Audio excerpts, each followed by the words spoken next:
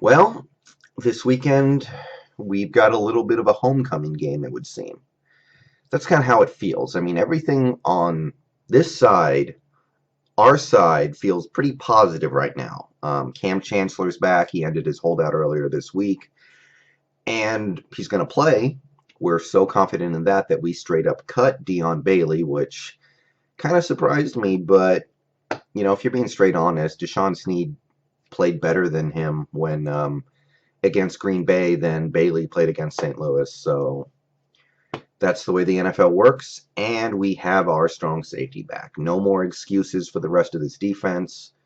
I personally never really thought there was a good excuse for some of the nonsense that was going on back there, especially against St. Louis. But point is, the excuse is done. He's back. He's better than the people who were trying to replace him. And that helps our team. Marshawn Lynch showed up on the injury report, but he's probably going to play. There was a lot of buzz this week about the Jimmy Graham stuff, about how he only had 2 balls thrown his way against the Packers, and there's been talk about that. So this might be the week where we throw the ball at him like 10 to 15 times. Personally, I don't want to see that unless that's what happens to be out there, but might be the case. So things feel pretty good over here, even at 0-2.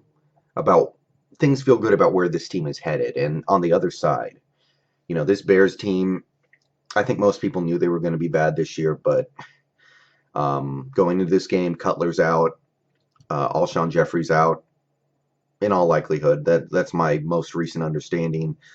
Kevin White, well, we've known he hasn't played this season, and he might not play this season. Eddie Royal's questionable, but I think he's going to play.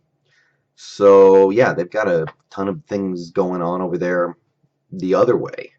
So, this kind of feels like a homecoming game where you show up in front of your home fans, they all go crazy, they're loud, everybody's excited, and then you come out and you just smash the other team. It's over very quickly, it's over by the end of the first half, and basically it's no contest. So, just that fact, maybe it would make you a little nervous.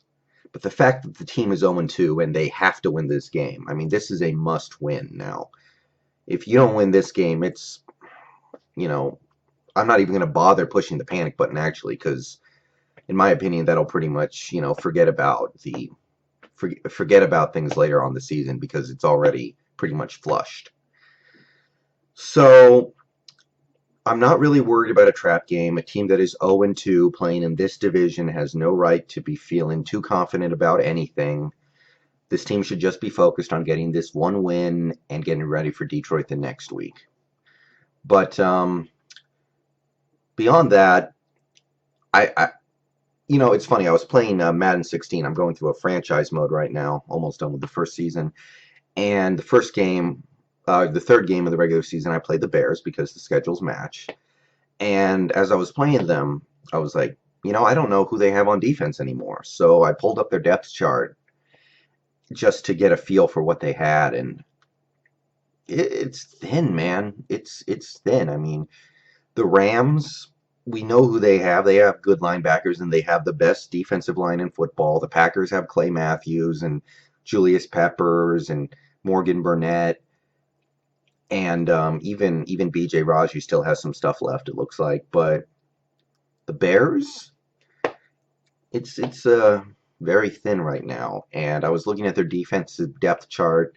They have Jared Allen, but he's not what he used to be. He used to be a dominant player who could take over a game. Doesn't really seem like he's that kind of guy anymore.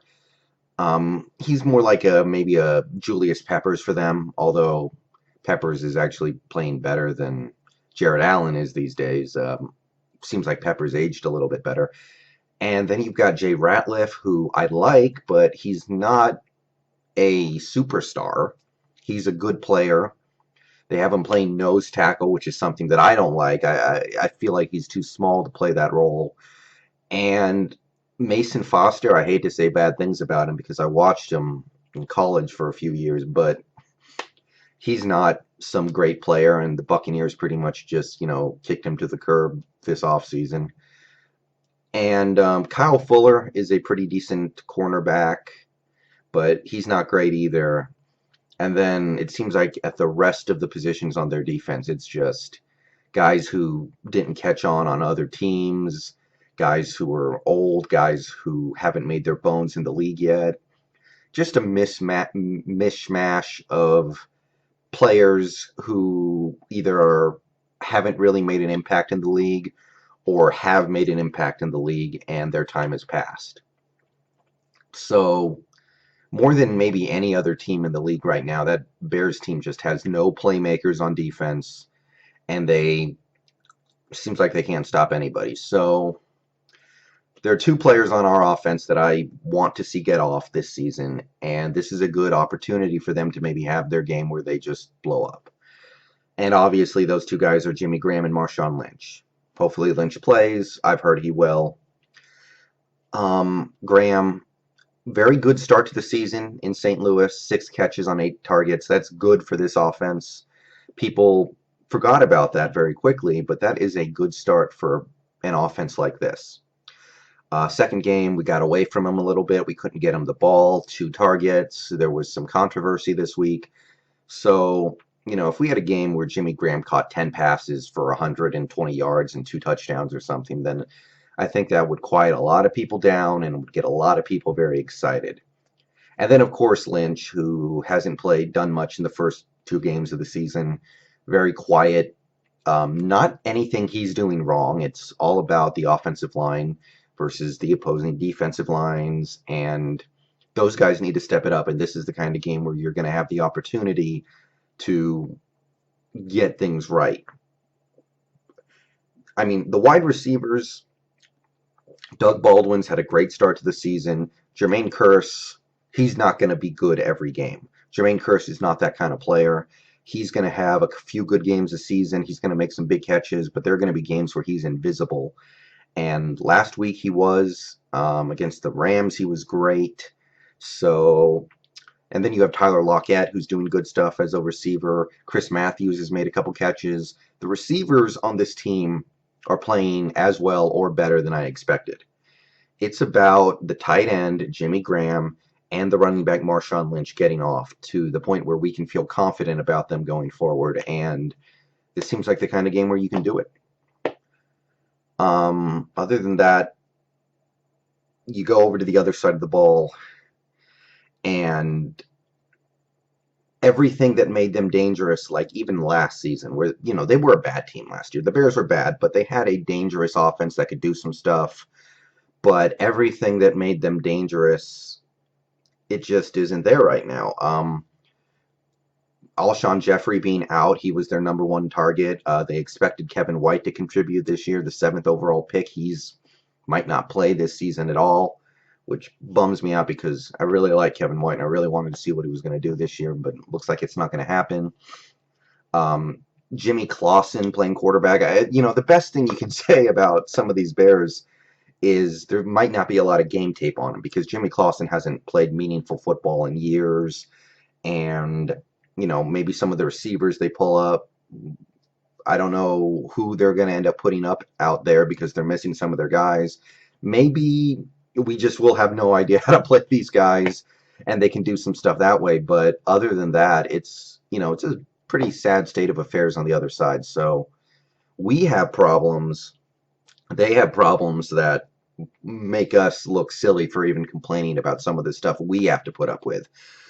So with a quarterback like Jimmy Clausen back there behind an offensive line that really isn't that good, throwing to a depleted group of receivers, this should be a no contest. And if I don't see really good play out of this team and a decisive win, maybe not a complete blowout, but a decisive win, I'm going to be long-term concerned about where this team is going because this might be the worst team we play this year. We'll see what some of these other teams do, but this could be the worst team we play this year, and we do have to show some stuff. The only 2 guys on this team who are really intimidating are Matt Forte and Martellus Bennett. And Bennett mainly because tight ends have a tendency to kill us. Although Bennett's good. Those are the two places where the Bears could actually make some plays, I think. But in a game like this, we should be able to do whatever we need to do to take those guys out of the equation because they're missing so much else. So expecting a big win tomorrow. Anything less than that, and there are going to be some real questions. But see you guys after the game. I'll try to make the video right after the game, but sometimes we go right into the Sunday night game, and I just want to watch that. So I'm going to finish up watching Oregon get creamed. Love to see that. It's been way too long since I've seen Oregon actually get creamed in games. And see you guys later.